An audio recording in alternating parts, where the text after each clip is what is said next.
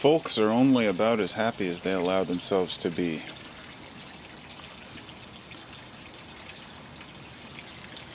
That's a quote by Abraham Lincoln, one that resonates with me strongly. A million people out there will tell you how to be happy, what you need to do to be happy, what type of course you can take, what kind of pill you can take. But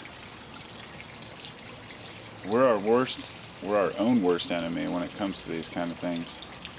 And we can be our own best friend too. I could go on and on about positive thinking, but it only works so far.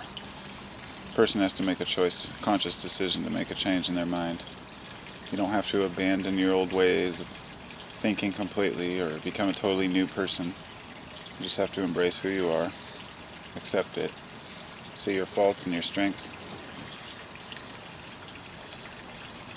and start to love yourself for who you are. Everything else falls into place. Happiness is a state of mind that comes from practice. It's not something we just have. It's something we have to work for. Something we have to earn. It's like a trophy, token.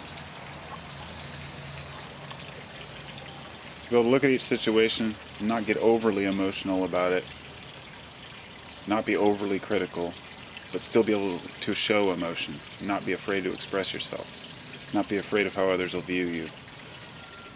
Being yourself, but realizing others are themselves too. Happiness comes from the realization that we really are all one. And even though we have our differences, in the end, we all end up part of the same dirt pile.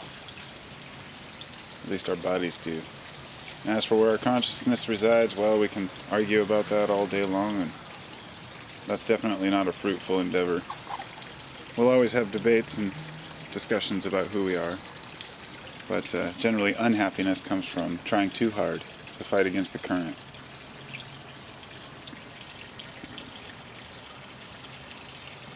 I try my hardest not to fight the current.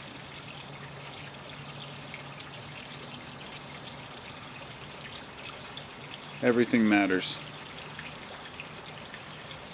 Even the lowly fly. Every time I appreciate something smaller and smaller, it makes me happier. So my happiness comes from knowledge, awareness, and reason. Yours comes from wherever yours comes from.